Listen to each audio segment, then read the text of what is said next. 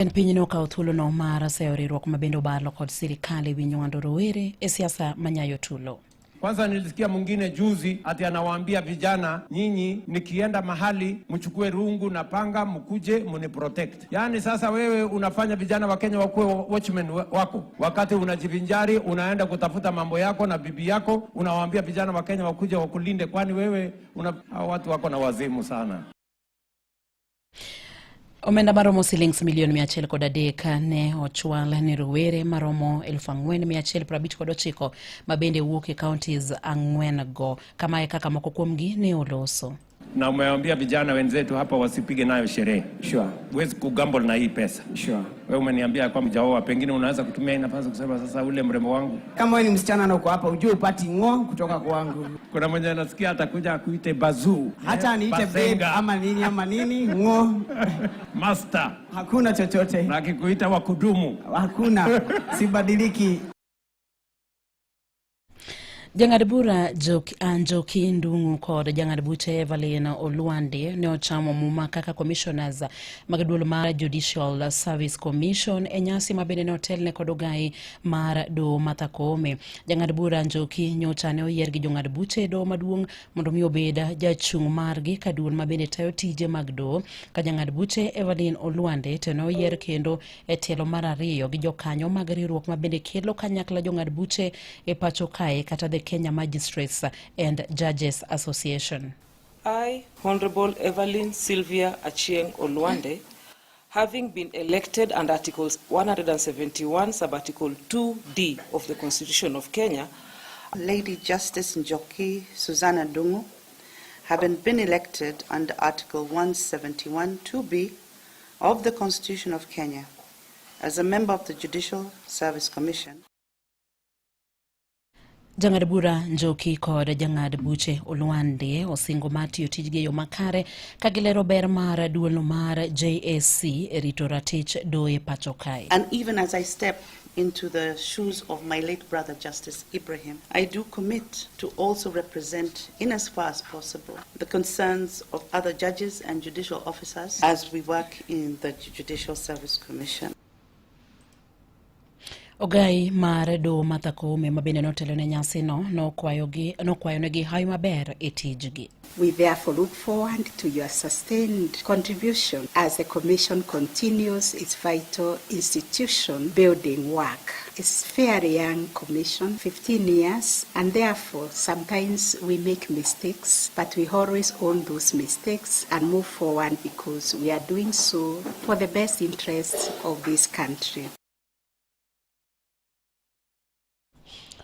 Sechegi ma jopuonjre mag grade 10 donje skunde mopogre mag sekondar mamalo ng'ur nitiere kalore kod chenro mantiere mar tiego jopuonjre go maena bang' yangore ni moko kuom skunde onge kod lony mar chiwo tiegruok mowinjore ne jopuonjre go ka wach buge monego beni gitiyo godo bende wacho ni poko yangore malong'o. Joja oko ni giler mathoth ka kaunti ma Mombasa. Ng'ur osechako nyiedhore e wi chenro mar somo mageto jopuonjre mag grade 10 masani donje e sikunde mag sekondar mamalo e thuolo mokwongo. Ma en kaluwore kod gino mikoni en onge mar ikruok makare to chutho ne jopuonj madhi tiego jopuonjre ma kamago. Riwruok jopuonj ma KUPPET bade ma Mombasa koro nyiso luoro margi e wi kaka gibiro tayo somo ma kamano ka onge ikruok malong'o. Linet Kamadi en jagoro mar KUPPET bade ma Mombasa. We have been given learners for STEM subjects, particularly electricity, aviation, marine science, and etc. Where are the teachers to teach these subjects? You don't bring us learners, and there is nobody to teach those learners. How will we teach aviation without a teacher to teach aviation? How will we teach marine science without a teacher to teach marine science?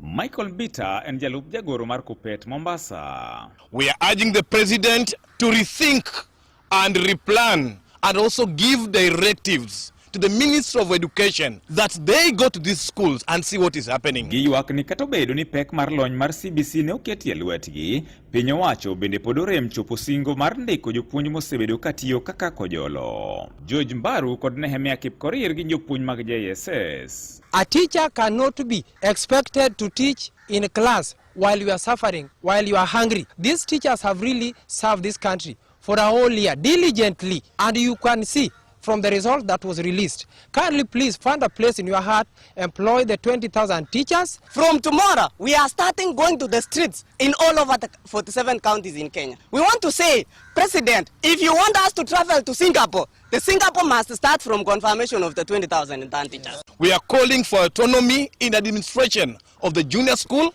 We are also calling for autonomy in sports and other activities in the junior school sector. Magina giwacho kama kuom jotend sikunde bende ywak ni nyaka sani pok giyango buge mowinjore gitigo ne jopuonjre madonje grade mar 10 gino mabende koro bago thoth jonyuol ni mar gikia buge ma onego ginyiew. Eliud Gitonga en japuonj maduong' e sikund Anesta Academy mantiere Mtwapa. We need resources. That is key resource is the textbook for the grade 10. How I wish the publishers take that opportunity and supply this book in advance and make sure that we don't have a challenge. What we experienced previously, where some books were outdated or they were not rationalized, we had to go back to shop buy another one. Ne Radio Ramogi e county ma Mombasa, and George Aoko. Director Masome County ma Migori Jacob Onyiego osingo ni chenro mar rwako jopuonjre mag grade 10 skunde mopogore pacho kae biro dhi nyime yo makare ka jopuonj madongo bende kwa sirikal mondo mi ochwal textbooks ne skunde mondo mi chenro mag somo chakore samo winjore tok ka thuolo mar rwako jopuonjre osechope giko. Onyiego wacho ni pogi yudo report mora mora ewi pek kata midhiero ma bende oserocho chenro makamano ka okwayo jonyuol mondo mi oneni orwako nyithindgi e skul e kinde mowinjore ne chenro makamano. Komedo ni chenro no biro dhi nyime nyaka tich abich mar jumani. It was okay na tunaendelea paka Friday. So wala hawakuja leo, we expect them tomorrow, the day after, the last day is Friday. Yes, actually the CS statement was loud and clear. Yes, the books are coming to school. Why should they worry? I am sure that vitabu itakuwa shuleni any time this week.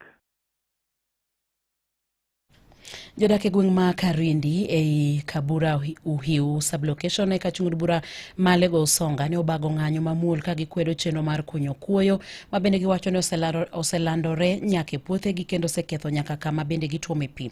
Koke kaunti ma Siaya, George Amulo nigi ler mathoth ewi wachni. Ywaruok osebedo kadhi nyime kind jogweng' ma Karindi kuno kod jokuny kuoyo ma giwacho ni wuok Ugenya ka giywak ni jogo osebedo ka ketho dho wath ma Kojwando kaka ilero gi achiel kuomgi Kevin Oduoro Kumu. Shida mwaneno kama waome pi kae en wath Kojwando to kethruok mar kae gimokele en joma biro kunyo kuoyo kae to giwuok loka kocha ok gin karwa ka Ugenya. Koro gikunyo kuoyo kae to ma en makosa. Koro wakwayo ni mondo mi sirikal ong'iye gima nyalo konyowa nikech wawinjo matek nikech koro kaka watuom pi igni ene mwamodho kode en mwaluokre watiyo kode yorete. Weche ma otel gi Dalea Munga ma oywak ni jokuny kuoyo go osebedo ka monjogi jal masani kata kaka ginyalo umbo onge. Karindi kani manie wadhni oting'o chiegni dhano 3,000 gi dhok gi gik moko te. Manie wath mwaumbe mwatime gimoro amora. To isani jo Ugenya wakia gin jo Ugenya mwaka kini gin jo Ugenya. Osebedo ka monjo wakani gisekunyo wath marach. Makata mine mobet kanegi onge kaka wanyalo donjo kanyo omo pi. Do wa kunyal modho kanyo wan wawegi ok wanyal omo pi kanyo. Koro wakwa sirikal mondo kelie kwe makende ni wan jogo modak Kabura kani. Michael Osunga kod Abednego Dhiambo ywak ni jokuny kuoyogo thothne gin mana jogo ma oikore ne lweny miyo koro gikwayo mondo mi piny owacho donjre e wachno mondo giyud kwe. Jo Ugenya ma biro loko Alego ka gigolo kuoyo seche ma gigolo kuoyo no gibiro gi attack kata gi monjo jowa gi opangi. Mar ariyo magi duto ne en puothe to kalore kod kuoyo ma jogo osebedo ka golo kae osemiyo koro wawe nyaka wach mag pur keche korona kaka gigolo kuoyo kaka pi bende sudo to ka puothewa. Jo Ugenya tagwa kabisa kwarito gi odiechieng to gibiro tieno joma omo pikani kaka wa mama ni tabu iyanyo gi day and night service. Koro an adwaro ni mondo ukonywa okana wach mang'eny tadwa ni sirikal mondo konywa. Achiel kuom jolony weche mag alwora George Spencer Wambia ma bende en wuod gweng'no, oywak ni chenro mag kunyo kuoyogo osebedo ka ketho alwora to gima itimoe onge, ka koro kwayo ahinya to od buch County Assembly ma Siaya mondo chuogie chike manyalo konyo e gayo chenro mag kunyo kuoyo e kaunti ni. Kuoyo ma igole nam onego gole DRP. To yawuot Ugenya osebedo gi wang' matek nikech gibiro to gigolo kuoyo e geng aora kaka uneno ni. County government kae emilose chike. Wakwayo mar mondo ulose chik mondo ne kaka inyalo rit wedhewagi. Kendo mae e milome mwachiwo mogik maka sirikal ok bi konyowa gi jo West Ugenya to koro gimoro amora madhi timre tok mae to ng'ato kik kawa jomakosa. Wase kwayo mae gaming'a. Ok wabirito mar mondo ng'ato tho kore kubie liel to ka unyalo geng'o to kunyal geng'o. Wakwayo ni kok utimo kamano to wan kaka jopiny wabiro kawo chike lweto. Ne Radio Ramogi e kaunti ma Siaya, an George Amolo. Imedo winjo matuch e kor gwenge gi Roda Odhiambo.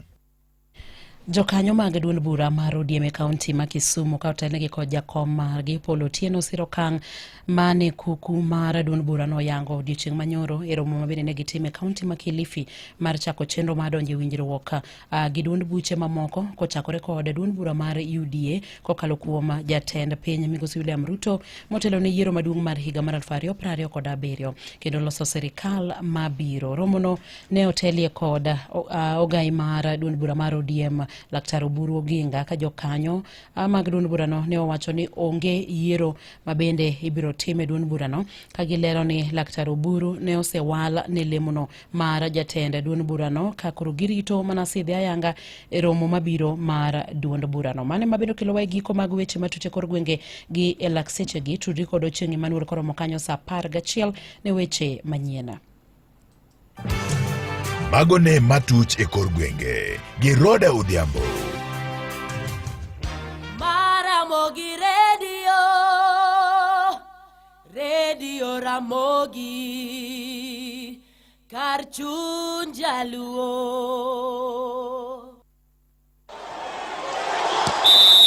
Weche tuke e Radio Ramogi.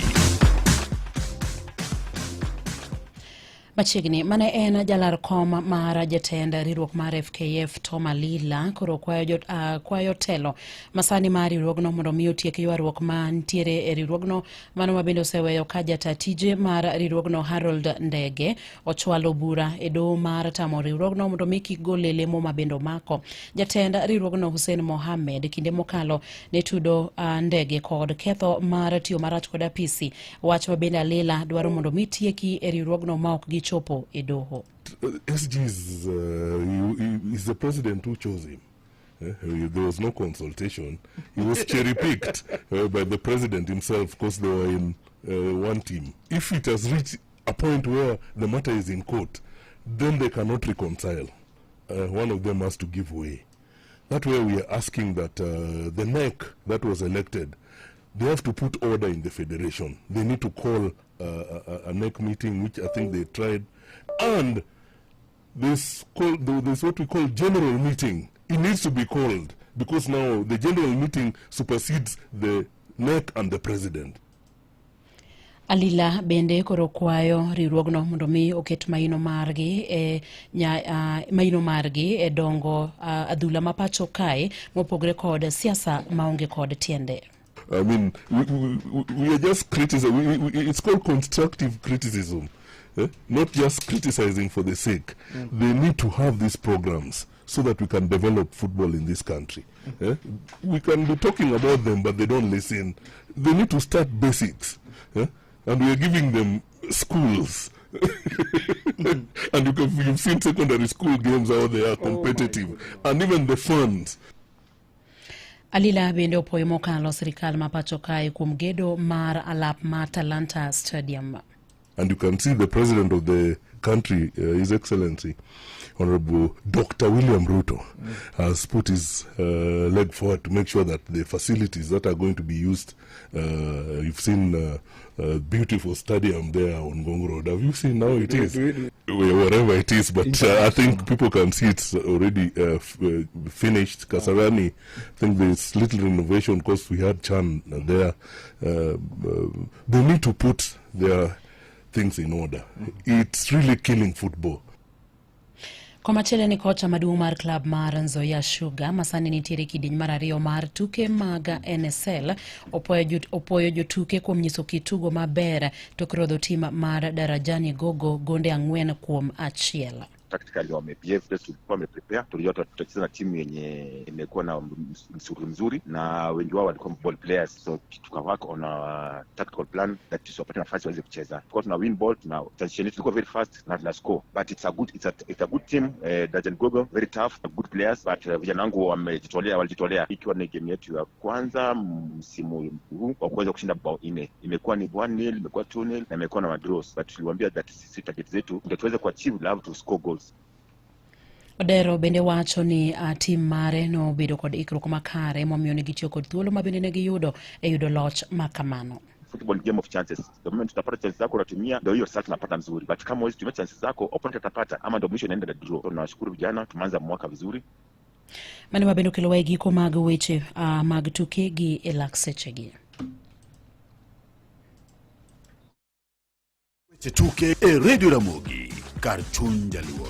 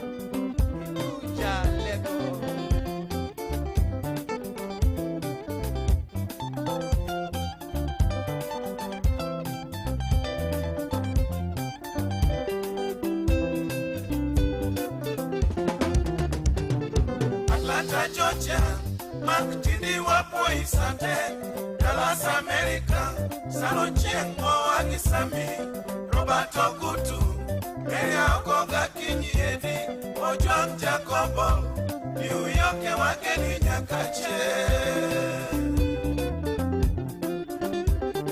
Atlanta, Georgia, Maktindi wapo Isante, Dallas America, Salo Chiengo Wagisami, Roberto Gutu, Meria Okoga Kinyedi, Ojwang Jacobo, New York Wakeni Nyakache.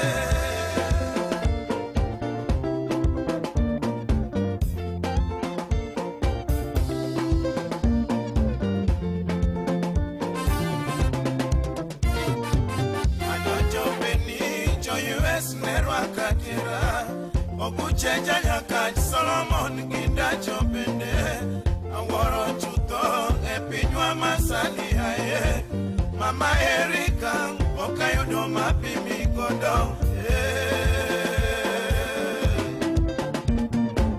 Anguka Freddy California Nerwa Katira Ogucheja Nyakach Ngamalongo Sana Pende Omini Edi Festas Kitambo Pende Tom Juma, Mango Sepe Malonga Tierra.